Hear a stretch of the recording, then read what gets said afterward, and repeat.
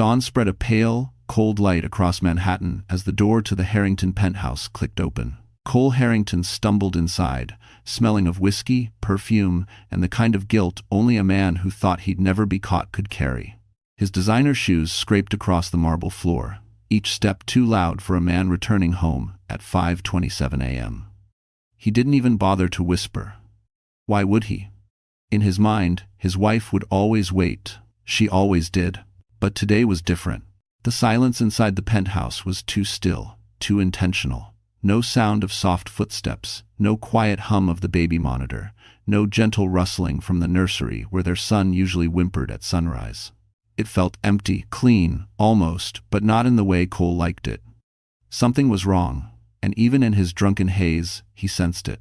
He tossed his Ritz-Carlton room key onto the counter, not caring that he had forgotten to hide the evidence. He went to shrug off his jacket when he saw it. A single sheet of paper, placed neatly on the kitchen island. His name wasn't on it. There was no anger, no apology, no plea for him to change. Just 7 words in Grace's handwriting. We deserve better. So I left. Cole froze. The message was soft but carried the force of a shattering empire. His eyes darted around the room. The diaper bag was gone. The stroller was gone. The framed photo of the 3 of them at Central Park missing. And then something colder hit him. Grace had taken her documents too. Birth certificates, medical files, insurance papers, everything. She hadn't just left the house. She had left him. Cole's throat tightened, fear sobering him faster than any cold shower. He grabbed his phone, ready to call, ready to demand she come home, ready to blame her as always. But then he noticed something even worse. The bank's automated alert still open on the screen. A transfer he had made, one Grace should have never seen, had been forwarded to her by mistake. Evidence that could ruin him. Cole's jaw clenched as panic crept up his spine. Because if Grace knew what that transfer meant, she wasn't just gone, she was dangerous. And someone powerful might be helping her disappear. The wind clawed at Grace Holloway's cheeks as she stepped out of the penthouse building. Her son bundled against her chest, his fever-warm breath fogging the icy morning air. Manhattan at dawn was usually breathtaking gold light glinting off Fifth Avenue towers, taxis honking impatiently, the city stretching awake. But today, the world looked stripped bare, like someone had drained all color from it. Grace didn't look back at the building she had just left. She couldn't. If she did, she might hesitate. She might remember the nights she begged Cole to come home early, the dinners she ate alone, the excuses, the lies, the perfume that wasn't hers. The way he made her feel small, unimportant, replaceable, so she pressed forward. Her boots splashed through slush as she crossed the street, clutching her son tighter. The fever had risen through the night. She'd spent hours pacing the nursery, whispering reassurances while refreshing pediatric advice on her phone. Cole hadn't answered any of her texts. Later, she'd learn why he was busy in a Ritz-Carlton suite with another woman. And that realization had given her the strength she needed to walk out the door. She waved down a yellow cab. The driver glanced at her no-coat, disheveled hair, baby trembling in her arms, but he didn't ask questions. New York had taught him not to. "Brooklyn, please," she said, her voice cracked. "Anywhere safe." The cab rumbled forward, merging into the slow-moving morning traffic. Skyscrapers blurred past her window. Grace bit her lip to keep from crying. She had no plan. No money besides the emergency cash she'd hidden in a diaper tin. No family, no home. But she had her son. And she had the truth, Cole's truth, accidentally revealed in a bank alert that wasn't meant for her. A transfer big enough to raise eyebrows. A name she didn't recognize. A memo line that simply read, "Hold until instructed." She didn't understand it fully, but she knew it was bad. And she knew Cole would come looking for her, not because he loved her, but because he couldn't allow loose ends. The baby whimpered, and Grace kissed his forehead. "I've got you," she whispered. "Mama's here." Her phone buzzed in her pocket. A New York number she didn't know. She ignored it. Then, another call came. And another. And another. By the 5th ring, the driver glanced at her through the mirror. "You want to take that?" Grace shook her head, but dread crawled up her spine. She finally pulled the phone out. 20 missed calls. All from Cole. Then a text. "Where the hell are you? Come home. Now." Her heart pounded. not fear confirmation. He wasn't worried about her or their son. He was worried about control. The cab descended the bridge into Brooklyn. The skyline shrank behind her, the city that had caged her, now fading into distance. Just when she thought she could breathe, her phone buzzed again. This time, a new message. From an unsaved number. 4 words that chilled her deeper than the winter air. Grace, you're not safe. And the sender wasn't Cole. For a man who worshipped control, silence was the one thing Cole Harrington could not command. And now it pressed against the walls of the penthouse like a living, breathing accusation. His footsteps echoed through the living room, sharp, hollow, unfamiliar. The space felt different without Grace's soft touches. The blanket she always folded over the couch was gone. Their son's toys, usually scattered like bright confetti across the rug, had vanished. Even the faint scent of baby shampoo had dissipated.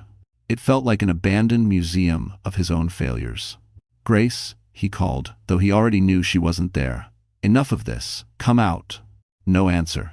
He snatched the note off the counter again, as if the words might magically change. We deserve better. So I left. His jaw clenched. Left? Grace didn't leave. Grace stayed. Grace forgave. Grace put him back together after long nights and longer lies. Grace was predictable. Soft. Safe. So what the hell had changed?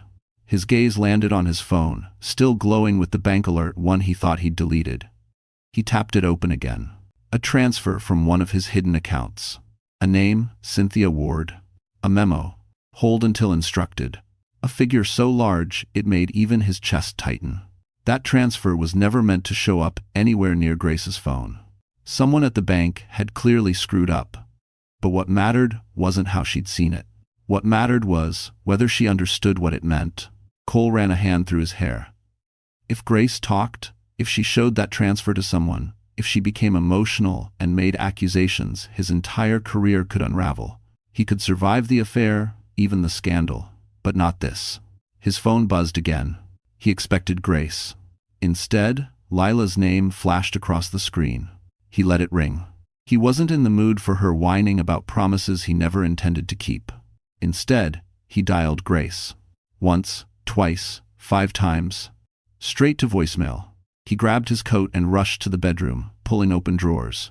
Her clothes gone, her documents gone. Even the small velvet box holding her grandmother's necklace was missing. She hadn't run. She had prepared. A cold realization snaked down his spine. She might know everything. He slammed the drawer shut. Damn it, Grace. Where did you go? He turned to leave the penthouse, then froze. The security camera monitor beside the door blinked. He rewound the footage with trembling fingers. There she was. Grace, holding their son, stepping into the elevator at 6:02 a.m., a duffel bag over her shoulder. No hesitation, no fear, just resolve. But someone else entered the frame a moment later. A man stood outside the building, watching the sidewalk, gaze sharp and deliberate, as if he was waiting for her. Cole's breath caught. He recognized that face. Adrian Mercer. The billionaire CEO, Cole envied for years. And he wasn't just watching. He opened the taxi door for Grace. Cole staggered back, pulse thundering. Because this wasn't a simple escape anymore. It was a rescue. Avery Monroe woke up in a bed she had no right to be in, the soft sheets of the Ritz-Carlton brushing against her bare legs. Golden morning light spilled across the suite, catching in the half-finished glasses of expensive champagne and the scattered pieces of Cole Harrington's tuxedo. She stretched lazily, a satisfied smile curling at her lips. This was it, the night she'd been waiting for. The night she believed everything had shifted in her favor. She imagined herself in Grace's place, wearing the diamond rings, sitting in the penthouse overlooking Manhattan, living the life she convinced herself she deserved. She had always been told she was meant for more, and Cole was her ticket into the world she craved. She slipped on his dress shirt, letting it hang open just enough to look deliberate, then padded barefoot across the suite. Cole was gone, but she didn't care. She knew his routines. He always returned home at dawn to maintain appearances. He'd text her later, like he always did, asking when he could see her again. She strutted to the full-length mirror, admiring herself. Mrs. Harrington, she whispered, testing the name on her tongue. It tasted sweet, dangerously sweet. Her phone buzzed. She was sure it was Cole. It wasn't. It was a group chat with two friends from her old PR agency. "Girl, is this you?" A picture popped up. Avery entering the Ritz-Carlton last night with Cole, his hand scandalously low on her back. Then another message. Someone leaked it. "It's all over the finance circles." Avery's breath hitched. She zoomed into the photo. It wasn't grainy. It wasn't subtle. It was damning. But instead of panic, she felt a rush of triumph. Good. Let the world see. Maybe this would finally push Grace out of the picture. Maybe Cole would be forced to step forward with her publicly. She imagined the headlines, imagined walking into a gala on his arm, wearing a Cartier bracelet while photographers screamed her name. Her victory fantasy was cut short by another buzz, an email notification. This time, from Cole. Just one line. "Do not contact me today." Avery blinked. She waited for something more, an explanation, a joke, a plan. Nothing. Confusion knotted in her stomach. She dialed him. Straight to voicemail. She tried again, and again. The same result. She bit her lip. No big deal, she told herself. He was probably dealing with fallout from the photo. She could still make this work. Then her screen lit up with a news alert. Harrington Financial under internal review for suspicious transfers. Sources claim a potential whistleblower connected to the CFO's family. Her blood ran cold. Family. Grace. Avery's breaths came shallow. If Cole was in trouble, if Grace had evidence, if the affair went public and the money trail unraveled, her dream life wouldn't just disappear, it would explode. The suite suddenly felt smaller, darker, suffocating. Avery gripped the edge of the dresser, knuckles white. "What did you do, Cole?" she whispered. Another alert pinged. This time, a rumor in the comments section. Seen leaving her building at dawn, with a baby, and a man who looked like Adrian Mercer. Avery's stomach twisted violently. Grace wasn't running. She was aligning herself with someone far more powerful. And Avery realized, far too late, that she wasn't Cole's future. She was his liability. The cab rolled into Brooklyn just as the sun finally pushed above the skyline, casting pale orange light across rows of aging brownstones. The city was waking, but Grace felt as if she had stepped into a different world entirely, one where she wasn't Mrs. Harrington, where she wasn't trapped beneath Cole's thumb, where she wasn't required to smile for appearances no one ever cared about. Here, she was just a woman, running for her life. She paid the driver with the last of her emergency cash and hurried down the block, clutching her baby to her chest. His fevered skin pressed hot through the blanket, making her walk faster. The air carried the smell of coffee, bakery, bread, and cold metal. It was familiar, comforting even, but it also reminded her of the years before Cole, the years she worked, double shifts, clipped coupons, prayed things would get easier. Funny how she now wished she could go back to those days. At least then, she wasn't afraid of her own husband. Her friend Jenna lived on the third floor of a narrow walk-up building. Grace buzzed the intercom, her hands shaking. A groggy voice answered. "Who is it?" "It's me," Grace whispered. "Please, just buzz me in." There was a pause long enough for Grace's stomach to twist before the door clicked open. Jenna opened her apartment door in pajama pants and a messy bun, eyes widening as soon as she saw the baby. "Grace? What happened?" "You look God, come inside." Grace stepped in, and the warmth of the tiny apartment nearly undid her. The space was cluttered, smelling faintly of cinnamon air freshener and yesterday's takeout. Nothing like the sterile perfection of the penthouse she'd fled. Here, things were imperfect, human, safe. The opposite of Cole. Grace sank onto the couch, holding her son as if he might vanish if she let go. Jenna knelt beside her, brushing hair from her face. "Grace, did he hurt you?" "No," she whispered. "Not physically, but he would have. Eventually. I saw something I wasn't supposed to." "Into video." Jenna frowned. "The Mistress?" Grace shook her head. "Worse." She pulled out her phone and showed Jenna the bank alert. Jenna's eyes widened as she read. "Grace, this is illegal. Like, career-ending illegal." "I know," Grace swallowed. "He's going to come after me." "He won't," Jenna said quickly. "You're safe here." But Grace wasn't convinced. Cole wasn't the type to accept disobedience quietly. The baby whimpered weakly. Jenna fetched a damp washcloth and a thermometer. "Let's check him." Grace held her breath as the thermometer beeped. 102.8. Her heart clenched. They needed medicine, maybe even a doctor. But going to a hospital meant using her insurance tied to Cole. He'd know exactly where she was within minutes. Her phone buzzed again. Another message from the unknown number. Do not go to any hospital. Cole already flagged your insurance activity. Grace felt ice crawl through her veins. Jenna looked at her, confused. Who's that? Grace didn't know.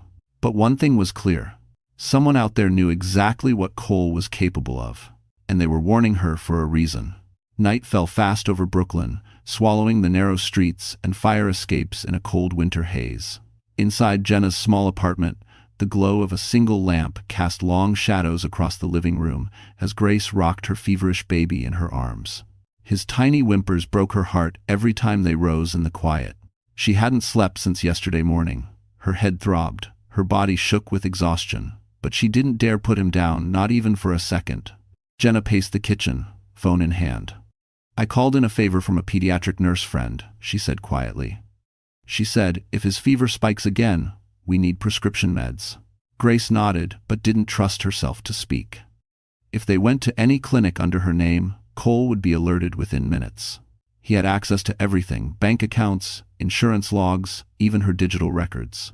For years, she had believed that level of access meant love, partnership, unity.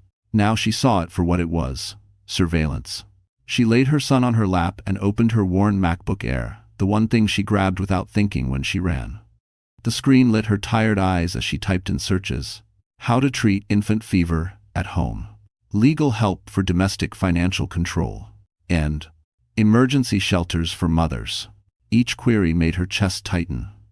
How had she, a nurse who spent her life caring for others, ended up unable to care for her own child without fear? Jenna sat beside her. Talk to me, she urged. You've barely said a word. Grace swallowed hard. He looked at me last night, she whispered, remembering Cole's cold, dismissive stare as he left for his meeting.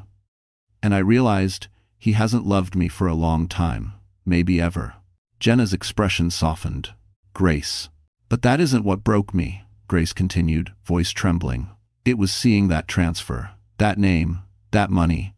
I didn't understand it, Jenna, but I knew he would rather destroy me than let me expose him. Her baby whimpered again. She pressed her cheek to his head, willing her strength into him. I can't go back, she said. Even if I wanted to, he won't let me. Jenna exhaled slowly.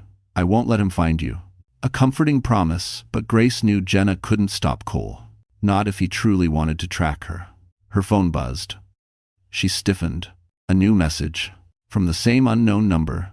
Grace, listen carefully. Do not use your credit card.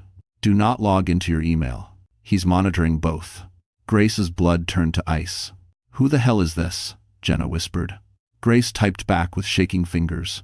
Who are you? 3 dots appeared, disappeared, appeared again. Then the reply. Someone who's been watching Cole a long time, and someone who can help you, if you're willing to trust me. Grace stared at the message, heart pounding. Trust a stranger? But in this moment, terrifying as it was, one truth was becoming impossible to ignore. Asterisk, asterisk. The only thing more dangerous than trusting the wrong person was facing Cole alone. Grace stared at the message glowing on her cracked phone screen, her pulse pounding louder than the Brooklyn traffic outside. Someone who's been watching Cole a long time? Someone who can help you if you're willing to trust me. Her first instinct was fear, then anger, then something far more unsettling, recognition. The tone felt familiar, steady, deliberate, like someone who knew more than they should. Before she could respond, Jenna emerged from the bathroom with a wet cloth. His fever's holding, she said softly. But Grace, you need to sleep. Just an hour. Grace wanted to. God, she wanted to, but her phone buzzed again. Look out the window. Date her, as. Her breath hitched. Jenna grabbed her wrist. Grace, don't. But Grace had already stood. She pulled back the curtain just an inch. On the sidewalk below, leaning casually against a black Mercedes S-Class, was a man she hadn't seen in almost 12 years, but would have recognized anywhere. Adrian Mercer. Her heart lurched. The last time she saw him, He was a quiet, brilliant college senior with a shy smile and an uncanny ability to read her emotions before she spoke. But the man standing outside now was different, sharper, older, dressed in a tailored charcoal coat that screamed power and influence. And he was looking directly at her window. Jenna's jaw dropped. "Grace, is that?" "Yes," Grace whispered. "Adrian." Memories crashed over her, the late-night study sessions, the almost confession on graduation night, the letter he left her after his startup took off, one she never answered because she'd already started dating Cole. Her phone buzzed once more.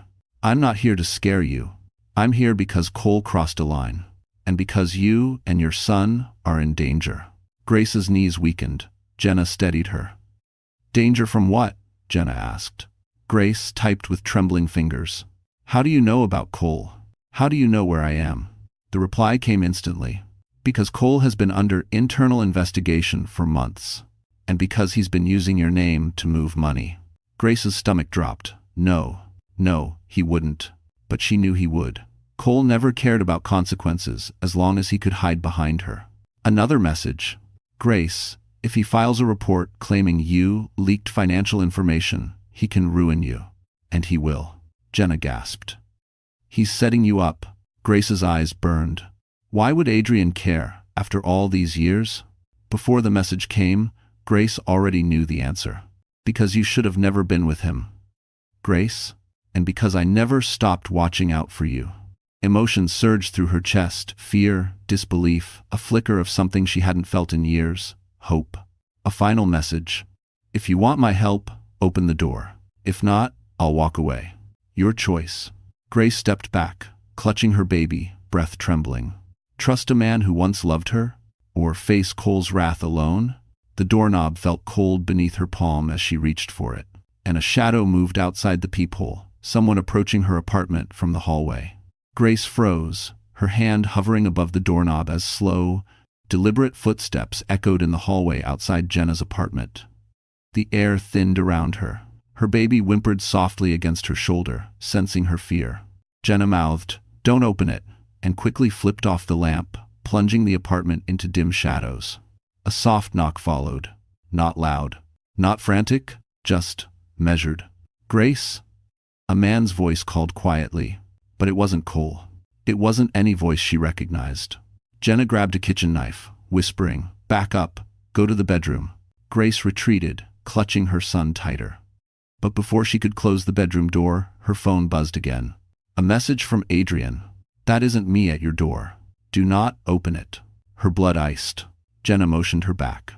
The shadows of footsteps lingered beneath the doorframe as the man stood silently on the other side, listening. Another knock, this time sharper. "Grace Holloway, this is important. Please open the door." Jenna whispered, "Don't you dare." Grace's mind spun. Who else could have found her this quickly? Only someone with access to her digital footprint. Only someone who knew Cole's reach. Only someone who... Her thoughts were interrupted by a sudden vibration. A voicemail. From the same unknown number at the door. Jenna snatched her phone. "Don't listen, he's trying to trick you." But Grace shook her head. "If it's dangerous, I need to know." She put it on speaker. "Miss Holloway, this is Detective Ramos with the Financial Crimes Division. We need to speak with you regarding several transactions flagged under your name. Please open the door." Grace's knees buckled. Cole had acted faster than she imagined. Jenna whispered, horrified. "He reported you already." Grace's breath caught. If the police believed she was involved, if they thought she was part of Cole's scheme, everything could collapse. Her son, her job, her future. Her phone buzzed again. "Adrian. Do not trust anyone claiming to be law enforcement. Cole has connections. He can make things look official." Jenna covered her mouth. "Oh my God. He's really doing this." The knocking stopped. Silence. Grace stepped forward, staring at the door as if it might swallow her. Then echoing faintly down the hallway, the stranger's voice. "I'll be back with a warrant if you don't cooperate." His footsteps retreated. The building door slammed downstairs. For a moment, neither woman breathed. Then Grace's phone lit again. "Grace, listen to me. He sent someone to flush you out. You don't have much time." She swallowed. "What do I do?" 3 dots appeared. Then, "Let me help you. I'm coming upstairs." Jenna's eyes widened. "Is that a good idea?" Grace didn't know. But as another message appeared, "You're not alone anymore. Just open the door for me." Her shaking hand moved toward the locks. Only one question haunted her. Asterisk, asterisk. Was she opening the door to safety? Or stepping into the next trap?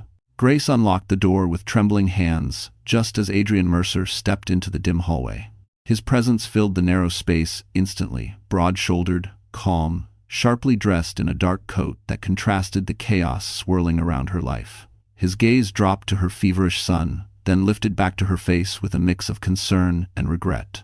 "Grace," he said softly, "you should have called me the moment you left him." She let out a shaky breath.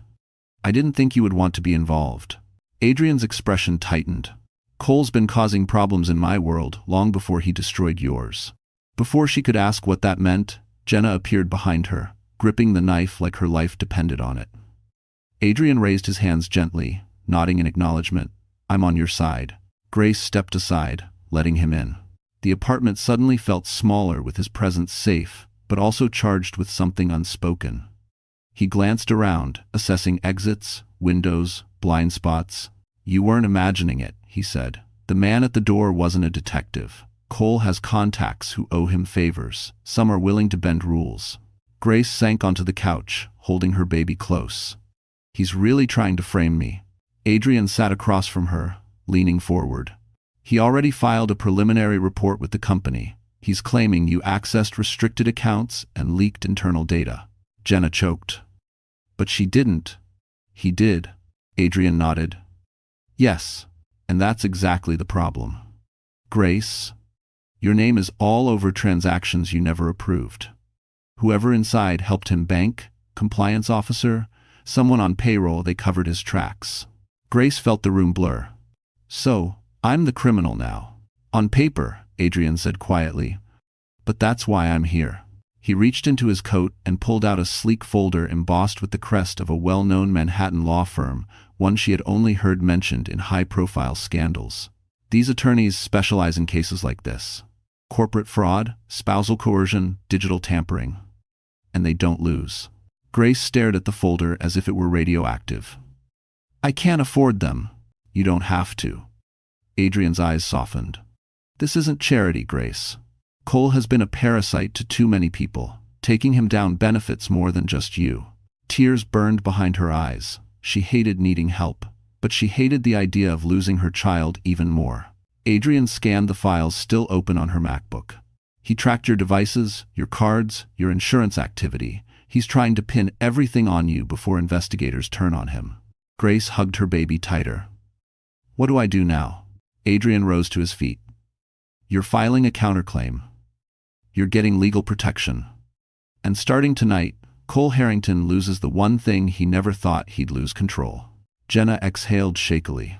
"And if he fights back?" Adrian looked toward the window, jaw tightening as city lights reflected off the glass. "Oh, he will," Adrian said. "Cole won't go down quietly. Men like him never do." He turned back to Grace. "But he has no idea you're not alone anymore." A sudden crash echoed from the stairwell outside. All three froze. Someone else had entered the building. The sound from the stairwell vibrated through the thin Brooklyn walls, metal clanging, a hurried footstep, then another. Grace instinctively clutched her son to her chest, her breath coming fast and shallow. Jenna snapped off the last remaining light in the apartment, while Adrian stepped toward the door, his expression shifting into something colder, sharper, strategic. "Stay behind me," he murmured. Grace's pulse thundered. "Is it him? Is it Cole?" Adrian shook his head. "Cole doesn't do his own dirty work. He sends people." He pressed a finger to his lips, listening. The footsteps paused outside the door. A shadow moved under the frame. Grace's entire body tensed. Then, a soft envelope slid under the door. No knock, no voice, just silence. Adrian picked it up carefully. The envelope had no name, no marking, no return address. He opened it. Inside was a small black USB drive. And one handwritten sentence: "You'll need this before he burns everything." Grace's breath caught. What does that mean?" Adrian held the USB between his fingers, studying it. "It means someone inside Cole's world wants him exposed." He met her eyes. "Or wants you to survive him." "It the bust?" Jenna shuddered. That's creepy, and helpful, and creepy again. Adrian plugged the USB into Grace's laptop. Instantly, folders appeared, dozens of them, some encrypted, some labeled with dates and project codes Grace didn't recognize. But she recognized one thing. Her name, repeated, over and over. Folder after folder titled, Holloway Clearance, Holloway Account, Holloway Authorization, Holloway Signature, Logs. Grace felt sick. He didn't. He did, Adrian said softly. He forged digital signatures using your login. He used your credentials to move restricted funds. He built an entire alibi around you. Jenna covered her mouth. If this is true, he planned to throw her under the bus months ago. Adrian clicked deeper into the directories. Screenshots, email drafts, financial spreadsheets, hidden transfer trails, a web of deceit meticulously built and carefully disguised. All pointing to Grace. All designed to shift blame. I don't understand, Grace whispered. Why me? Why frame me? Adrian looked at her gently. Because you're the perfect scapegoat. You have limited financial access, no family support, and he assumed you wouldn't fight back. He thought you were invisible. Grace blinked hard, swallowing a rising swell of humiliation and fury. But then Adrian clicked a final file, one that made all the blood drain from Grace's face. A video. Cole, in his office late at night, speaking into his phone. If this blows up, pin it on Grace. She won't last 5 minutes under pressure. Jenna gasped. He recorded himself? No, Adrian said quietly. Someone else recorded him. Grace felt her entire world tilt. Every cruel word, every manipulative gesture, every cold glance, it all converged into one brutal truth. Cole never loved her. He never respected her. He only needed her as cover. Her hands trembled, but her voice steadied. Adrian, can this expose him? Adrian leaned back, eyes burning with certainty. It won't just expose him, Grace. It will destroy him. A sudden vibration rattled her phone. Cole's name flashed on the screen. Asterisk, asterisk.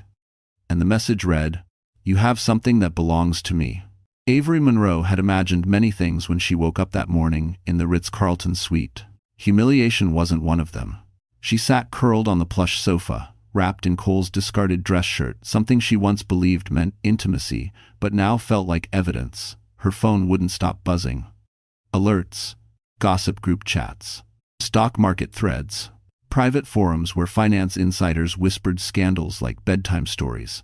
And the headline that froze her blood? Internal audit targets CFO Cole Harrington, family member rumored to be whistleblower. Family member. Grace? Avery threw her phone aside and stood. Rage surged through her veins. Grace had left. Grace was gone. Grace was out of the picture. So why was she suddenly the center of every conversation? Why wasn't Avery the woman people were talking about? Her jaw clenched. She grabbed her purse and stormed toward the door, heels clicking angrily until she stepped into the hallway and found 2 hotel staff members waiting. Miss Monroe? One asked carefully. We've been asked to escort you from the suite. Avery blinked.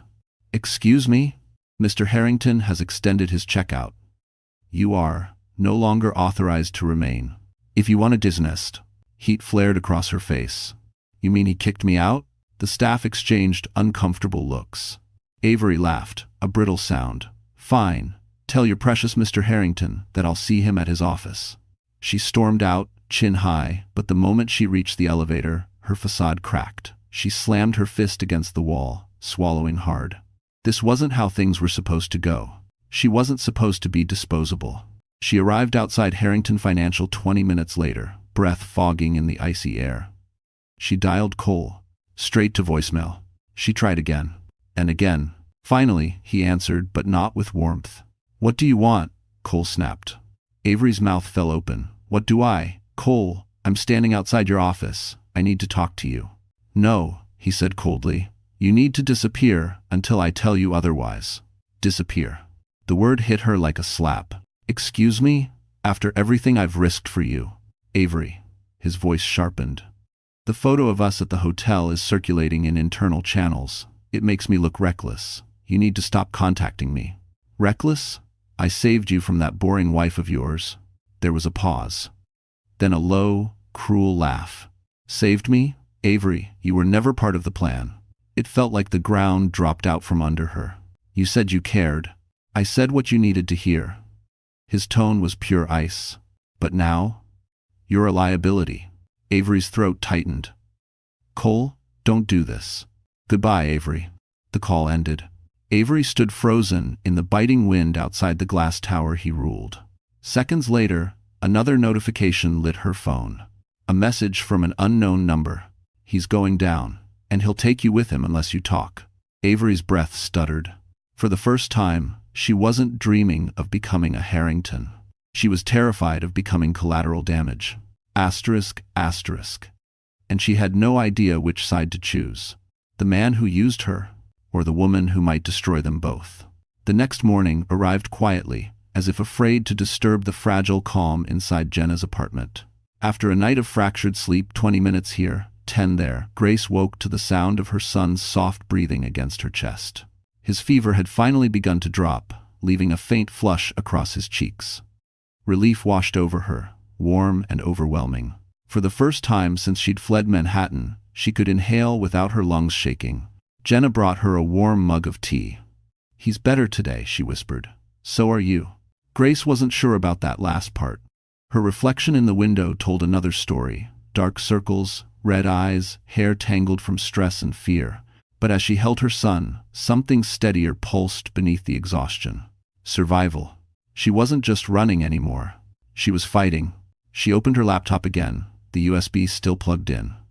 Adrian had gone back to Manhattan for the morning, promising he'd return with the legal team.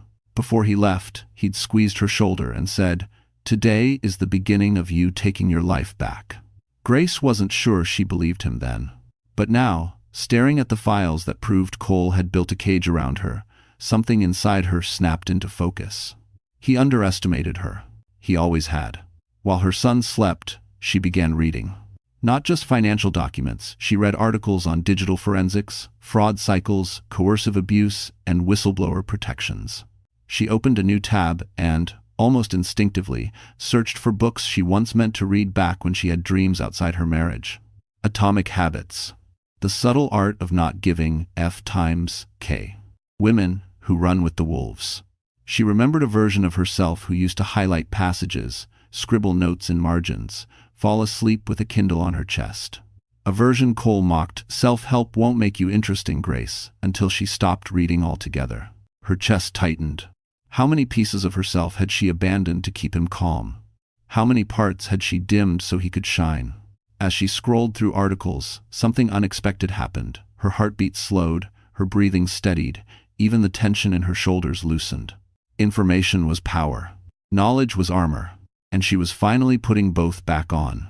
Jenna sat beside her. "You look different." Grace blinked. "Different how?" "Like someone waking up for the first time." Grace didn't answer. She was afraid to speak it aloud, afraid it might disappear, but she felt it.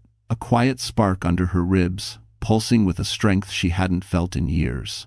Then her laptop chimed an incoming email. From Adrian. Subject: "They know Cole forged your signature. We need to meet. Urgent." Grace's pulse quickened. So soon? How? What had Adrian uncovered? Her phone buzzed again, another message from an unknown number. "He's panicking, Grace. Whatever you do, don't leave the apartment."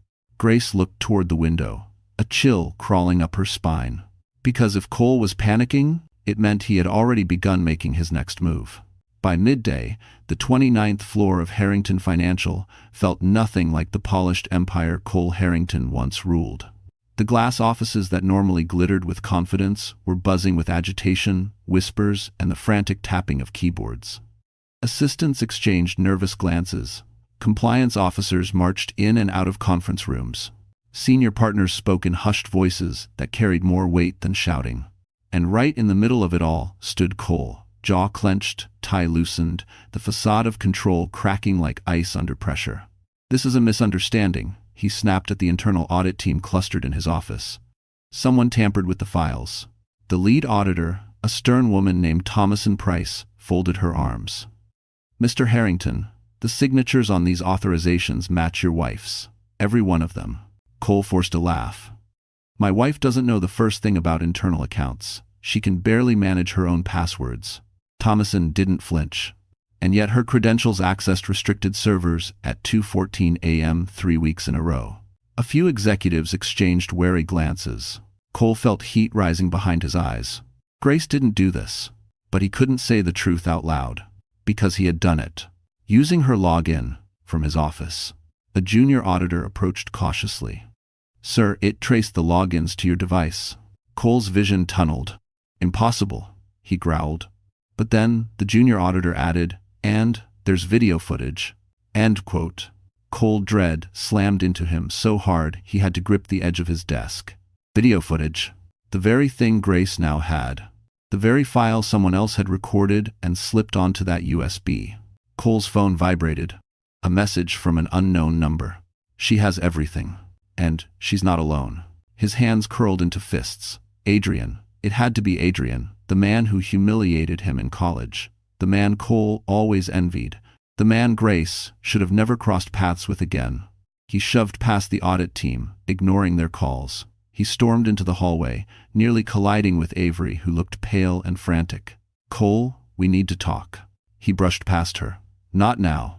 "No, you don't understand," she insisted, grabbing his arm. "Someone contacted me. They're asking questions about you. About the transfers. About the night we—" Cole ripped his arm away. "Avery, you were never supposed to be involved." Her lips trembled. "Am I in trouble?" He glared at her, hatred flashing across his features. "If you open your mouth, you will be." Avery backed up, stunned. "After everything I did for you?" Cole didn't even hesitate. "You were convenient, that's all." Her face shattered. But he didn't care. He couldn't care. His empire was sliding out from under him, tile by tile. And then the loudspeaker chimed overhead. "Mr. Harrington, please report to conference room A. The board is requesting your presence." And Fortin. Every employee in the hallway paused. Cole swallowed hard, straightening his suit. This is just procedure. But even he didn't believe it. Because as he walked toward the boardroom, phones buzzed, whispers rose, and eyes followed him, not with admiration, with expectation. As if they were watching a man walk to the gallows. And waiting on the other side of that door was the first consequence he could no longer outrun. The afternoon light filtered through Jenna's thin curtains, as if testing whether Grace was ready to face another battle. She sat on the couch, her son finally sleeping peacefully against her chest, the fever nearly gone. For the first time since she'd run from the penthouse, her breathing matched the quiet rhythm of his. When Adrian knocked softly and entered the apartment, he paused, not because the room was small or cluttered, but because Grace looked different. Not fragile, not defeated, but steady, like a woman who had finally anchored herself after a brutal storm. "You're holding up," he murmured. Grace nodded. "I'm trying." He set down a sleek folder on the coffee table, thicker than the one he'd brought before. "This is the official strategy," he said. "The lawyers reviewed everything from the USB. They think we can do more than counter his accusations." Grace blinked. "More?" Adrian met her gaze. "We can take control of the narrative. We can expose the truth before he weaponizes it." Grace swallowed. For years, she'd been the quiet shadow behind Cole, the soft voice, the easy target, the woman who absorbed every blow so he wouldn't lose face. But now she had evidence. She had allies. She had a chance. "What do you need from me?" she asked. Adrian's expression softened, surprised. "You're ready to fight?" Grace looked down at her sleeping son. "I have to." Jenna slid onto the couch beside her. "We're doing this together." Adrian's posture shifted, more confident. "Good. Because the first step is your statement. The firm wants you to come to their office tonight." The words punched a hole of fear in her chest. "Tonight? It's safer than waiting," he said. "Cole will soon realize someone leaked the USB. The longer we stay silent, the more desperate he'll become." Grace shut her eyes briefly. She knew he was right. Cole's text message earlier was just the beginning. He'd escalate. He always did when threatened. When she opened her eyes again, she saw something she hadn't realized before. Adrian wasn't trying to rescue her. He was standing beside her, matching her pace. And she didn't feel small in his presence. She felt capable. "I'll go," she whispered, "but I'm not showing up in pajamas." Jenna grinned, already pulling open her closet. "Say less." Within minutes, the living room became a makeshift dressing room. Jenna handed her dark jeans, a fitted black sweater, and a coat that wasn't ripped at the sleeves. Grace tied her hair back, noting her reflection in the hallway mirror, still tired but sharper, awake, grounded. Adrian watched quietly, admiration flickering in his eyes, before he quickly looked away. "You ready?" he asked. Grace adjusted her son in her arms, nodded, and followed him out the door. They stepped into the freezing Brooklyn evening, city lights shimmering across the river like a promise. For the first time in years, Grace felt her spine lengthen, her stride firm. She wasn't walking toward danger. She was walking toward her own power. But halfway down the block, Adrian's phone buzzed. He glanced at the screen, then stopped dead. "Grace, Cole just filed for emergency custody. If you take down the says." Avery Monroe had never felt this kind of fear, the kind that made her ribs tighten and her hands tremble even as she tried to hold her phone steady. She sat alone at a tiny cafe near Wall Street, far from the luxury she once tasted in Cole's world. Her makeup was smudged, her coat thin against the cold, and for the first time in years, she looked like the girl she used to be before ambition consumed her. A notification pinged onto her screen. Cole Harrington files for emergency custody in attempt to locate missing wife. Avery stared at the headline, stunned. Emergency custody? Missing wife? So Grace wasn't hiding from an affair scandal. She was fleeing for her safety. Avery's stomach twisted. Pieces clicked together slowly at first, then all at once. The forged signatures. The unusual money transfers. The nights Cole snapped at her without warning. The way he told her exactly what to say if anyone asked about him. She hadn't been climbing into his world. She'd been sinking into his trap. Suddenly, the cafe door chimed. Avery flinched. But it wasn't Cole. It was a man she didn't recognize, wearing a gray wool coat and carrying a leather briefcase. He walked straight to her table and sat down without asking. "Avery Monroe," he said calmly. "I'm with the Chronicle's investigative division." Her pulse jumped. "How did you find me?" "Your name turned up in a leak related to Harrington Financial." His eyes sharpened. "We know you were with him. We know you've been silenced before." Avery swallowed hard. "I didn't do anything illegal." The man leaned forward. "I didn't say you did, but Cole did, and you may be the only person who can confirm what we already suspect." Avery's throat tightened. She looked around the cafe, half expecting Cole to burst in. "He'll ruin me," she whispered. "He promised he would if I ever talked." "He's already ruining himself," the journalist said. "The question is whether you want to go down with him." Avery stiffened. Images flashed. Cole laughing while ignoring her. Cole calling her convenient. Cole telling her to disappear. And now? Filing for custody to weaponize his own child. Her voice trembled. "What do you want from me?" "Information. Evidence. Someone on record who can speak to his behavior, his late-night meetings, his patterns." He paused. "And in exchange, we can protect you." Avery blinked. "Protect me how?" "We can ensure your name comes out clean. You help expose him, you walk away untouched." Avery looked down at her shaking hands. Grace had escaped. Adrian Mercer was clearly helping her, and Cole, like a cornered animal, was lashing out at everyone around him. The journalist slid a business card across the table. She stared at it. This wasn't loyalty anymore. This was survival. "I'll talk," Avery whispered. The journalist nodded. "Good. We meet tomorrow, somewhere safe." But as he stood to leave, Avery's phone buzzed. An unknown number. She hesitated, then opened it. "You betrayed the wrong man." A chill ran down her spine. Because no matter how fast she ran, Cole Harrington had already found her. Grace felt the world tilt beneath her feet as Adrian read the message aloud. "Cole filed for emergency custody," he repeated, voice clipped with restrained fury. "He's claiming you're mentally unstable, unfit, and a danger to your own child. Important." And a senior, Grace's knees buckled. Jenna caught her before she could fall onto the icy Brooklyn sidewalk. "No," Grace whispered, breath trembling. He wouldn't dare." "Oh yes," Adrian said darkly. "He would, and he already has." They rushed back inside the apartment.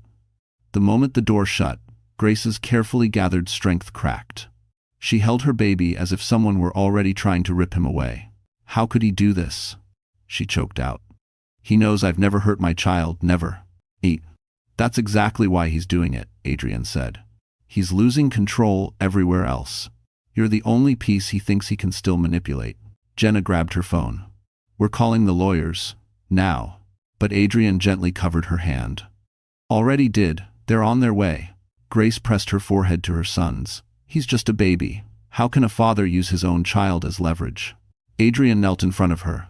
Grace, look at me. She lifted her tear-filled eyes. This isn't about parenting. It's about punishment. Cole is terrified. You have enough evidence to bury him. Filing for custody is his way of forcing you to come out of hiding. Grace's breath stuttered. So what do I do? You fight, Adrian said, and you let us fight with you. Minutes later, his phone buzzed again. He read the message with a tightening jaw. It's worse, he said. Cole reported you to Child Protective Services. He claimed you fled the home with the baby during a psychotic episode. Grace's heart stopped. Jenna slammed her palm onto the table. That monster. Grace tried to breathe, but air refused to enter her lungs. CPS, custody, courts, accusations. The system she once believed protected children was now a weapon pointed at her. Adrian placed a steadying hand on her shoulder. Listen carefully. He can't win. Not with what we have on him. Not with the forged signatures and financial records. It's coming now. Grace shook her head helplessly. But people believe mothers like me are unstable. He's rich, powerful. He'll twist everything. Not this time, Adrian said gently. You have the truth, and you have me. The apartment buzzer suddenly rang shrill, sharp, slicing through the moment. All three froze. Jenna approached the intercom cautiously. Who is it? A woman's voice answered, too calm, too professional. Good evening. This is Child Protective Services. We need to speak with the mother of the Harrington child. Grace's blood turned to ice. Not now. Not this fast. Not when she hadn't had time to breathe, let alone prepare. Adrian stood, stepping between Grace and the door like a shield. They can't take him, Grace whispered, trembling violently. Adrian, please don't let them. His voice dropped to a low, controlled promise. They won't. But outside the door, the CPS worker knocked again. And this time, she wasn't alone. Snow powdered the steps of the Ritz-Carlton as black cars lined the entrance. Photographers bracing against the cold to catch a glimpse of New York's elite stepping into the annual Winter Finance Gala. Crystal chandeliers glowed through the lobby windows, and the Manhattan skyline shimmered like a crown above the river. Inside, the ballroom pulsed with quiet opulence, soft jazz, clinking glasses, the gentle murmur of power brokers exchanging secrets. Tonight was supposed to be Cole Harrington's night. Instead, it was about to become his undoing. But no one knew that yet. Across the room, executives whispered about the investigation. Rumors flickered like sparks missing money, forged access logs, a whistleblower hiding somewhere in Brooklyn. Every time Cole's name surfaced, voices dropped, eyes darted. Where is he? One partner muttered. Not here yet, another replied. Probably dealing with the situation. Thank you for watching. But when the ballroom doors opened, it was not Cole who appeared. It was Grace. And the room shifted. Whispers halted. Glasses froze midair. Even the orchestra stumbled for a beat. She stood framed in the doorway, wearing a simple yet stunning black dress borrowed from one of Adrian's assistants. Her hair was pulled back, her posture steady, her expression calm, but her presence radiated a strength no one at Harrington Financial had ever bothered to notice. Adrian walked beside her, guiding but not leading, dressed in a tailored suit that caught the light every time he moved. The Mercer name carried weight more than Cole ever admitted, and tonight he made it clear which side he was on. They drew eyes instantly. Murmurs swept the room. Is that her? The wife? She looks different. Adrian Mercer brought her? Oh, Cole's finished. Grace kept her gaze straight ahead, though her heart hammered. She didn't belong in this world, not the old Grace, at least. But the woman walking into that ballroom tonight, she belonged anywhere she chose. Adrian leaned in. You're doing perfectly. For someone who wants to faint? She whispered. For someone who's about to expose a fraud? He corrected. Before she could respond, the atmosphere shifted. Cole entered. He spotted Grace instantly and stopped dead. His pupils shrank. His jaw tightened. He looked like a man watching a ghost rise from the ashes he thought he'd buried her in. Then he saw Adrian standing beside her. The color drained from his face. He strode toward them, barely masking his fury. "Grace, what the hell are you doing here?" Grace's heartbeat thundered, but she held his gaze. "I'm attending the gala. Like everyone else." "You're embarrassing yourself," he hissed. "And me." Adrian stepped forward, unflinching. "What's embarrassing, Cole, is what the board is about to receive." Cole flinched. "What are you talking about?" Grace handed him an envelope, thin, elegant, lethal. Inside was a summary prepared by the legal team. Forged signatures, unauthorized transfers, recorded evidence, and the USB contents in full. Cole's hand shook. "You wouldn't," he whispered. Grace finally spoke, her voice clear, steady. "I already did." The ballroom doors opened again. The board of directors filed in. Security followed. Cole's breath hitched. Because tonight wasn't a gala. Tonight was judgment.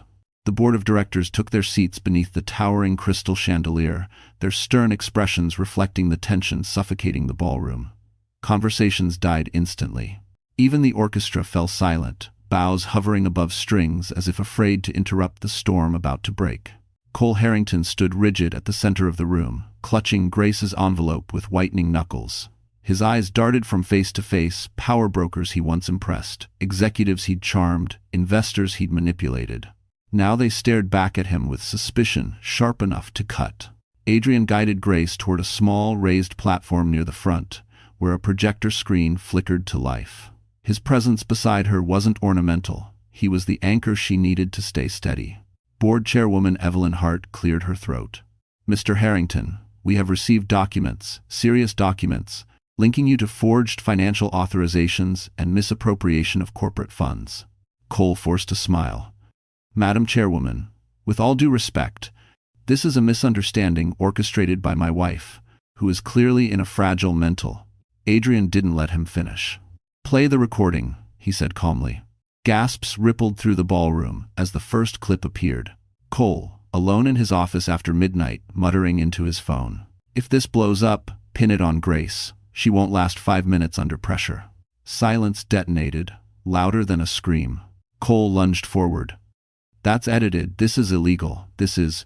But another clip played before he could breathe. This one showed login metadata. IP addresses, digital signatures, internal timestamps, all routing back to Cole's devices. Not Grace's. A compliance officer stepped up. "These logs were corroborated by our cybersecurity team. Mrs. Holloway's credentials were used through remote access. Her devices show no activity." A murmur rolled through the room. Cole's face drained of color. "Someone hacked my system. This is a setup. You know me." Evelyn Hart cut in sharply. "We know you accessed restricted accounts without authorization. We know you framed your wife. And we know you initiated an emergency custody claim 30 minutes after your scheme began unraveling." The audience watched the unraveling of a man who had built his entire identity on control. Avery Monroe stood near the back, trembling as she stepped forward. The journalist who'd contacted her earlier followed close behind. Avery raised her chin, though her voice shook. "I have messages, instructions he gave me, proof he lied about Grace, proof he paid people to silence questions about his transfers." Cole spun around, betrayal twisting his features. "Avery, you stupid." Security moved toward him. Adrian stepped closer to Grace. "It's over," he whispered. Tears glistened in Grace's eyes, not of sorrow, but of release, of justice finally catching up to the man who thought he could outrun it forever. Then Evelyn Hart delivered the final blow. "Cole Harrington, you are hereby suspended pending full legal investigation. Security will escort you out." Cole lunged, pointing at Grace. "You did this. You think you're safe? You think this is over?" Grace met his rage with a calm he never imagined she could possess. "I'm not afraid of you anymore," she said softly. Security grabbed his arms. As they dragged him out of the gala, cameras flashed, guests whispered, and Cole realized something devastating.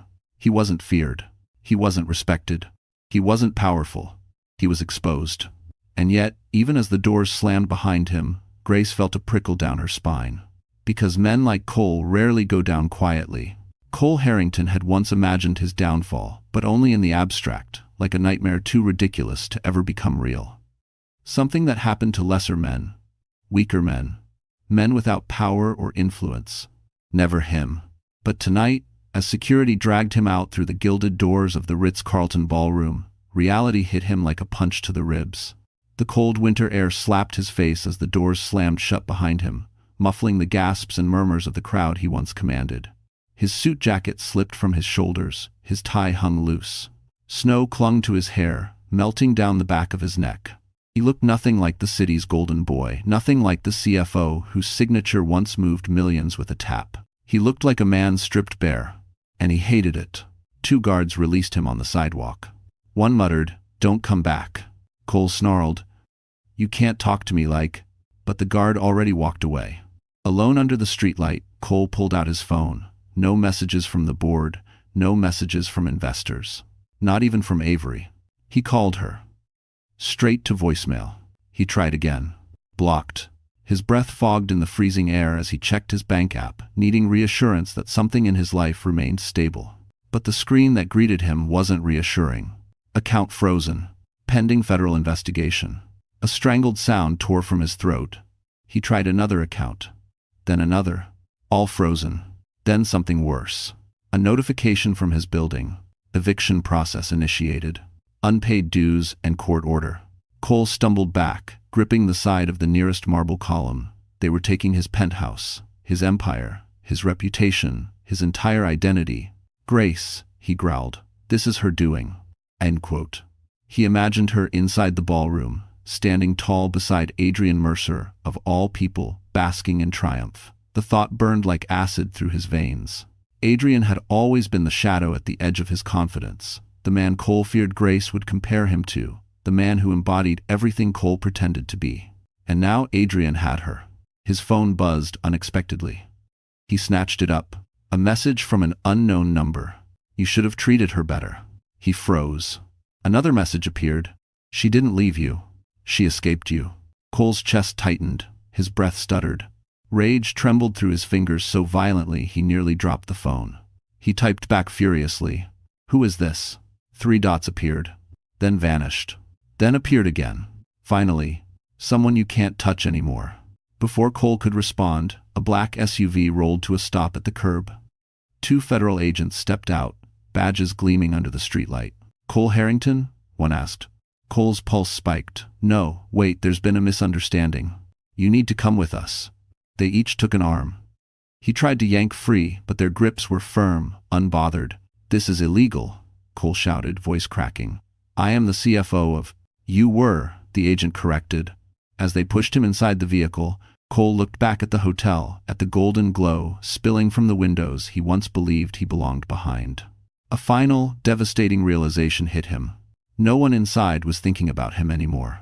No one was fighting for him. No one was mourning his fall. He had become exactly what he feared most. Irrelevant. And yet, beneath the humiliation, something darker stirred. Cole Harrington wasn't done. Not yet. And he still believed Grace owed him everything he lost. The sun rose over Manhattan with a soft gold Grace hadn't seen in what felt like years. Not because the city had changed, but because she had. She stood beside a floor-to-ceiling window in a new Upper West Side apartment, her son asleep peacefully in a crib behind her. The space wasn't extravagant, but it was warm, filled with natural light, and most importantly hers. No cameras watching her. No footsteps she feared. No man controlling every breath she took. Just freedom. On the coffee table sat a neatly stacked pile of documents. The official custody ruling granting her full parental rights, the restraining order against Cole, and the letter from the federal investigation team confirming that her name had been cleared entirely. Every signature, every seal, every line of legal text carried the same message. She won. He lost. Justice had been served. Cole's empire had collapsed. His accounts frozen. His reputation shattered beyond repair. Avery's testimony had buried the last of his lies, and the federal charges meant he wouldn't see the inside of a boardroom for decades, if ever again. Grace exhaled a breath that felt like releasing a lifetime of weight. Soft knocking broke the silence. She opened the door to find Adrian standing there with 2 coffees and a shy smile. The man who once stood in the background of her life now stood steady in its center, but never overstepping, never pushing, never assuming. "Good morning," he said gently. Grace smiled back. "It really is." He stepped inside, glancing around the apartment with a warmth she felt deep in her chest. "You're settling in well." "I'm trying," she laughed softly. "I'm not used to making decisions on my own." Adrian's expression softened. "You always had the strength, you just needed the space." Grace took the coffee from him, their fingers brushing a small touch that sent a ripple of warmth through her. They sat by the window, watching the city wake. "Do you ever think," she asked quietly, "that some endings happen to force us into beginnings we never knew we deserved?" Adrian turned to her. "Grace, some people spend their whole lives waiting for a moment to reclaim themselves. You walked into yours." She swallowed, her heart fluttering. "I couldn't have done any of this without you." "Yes, you could have," he said firmly. "You just didn't have to." End quote. A tear slipped down her cheek, not from sadness, but from the simple, overwhelming relief of finally being seen. Adrian gently brushed it away. "I don't want to rush anything," he murmured. "But if there's ever a future where you let someone stand beside you, I'd be honored if it could be me." Grace didn't answer right away. She didn't need to. Her silence wasn't uncertainty, it was peace. Her son stirred in the crib, making a soft, contented sound. Grace rose and lifted him into her arms, holding him close as sunlight washed over them both. A new life, a new home, a new chapter written on her own terms. She turned back to Adrian, her smile gentle but certain. "Maybe," she said, "that beginning starts today."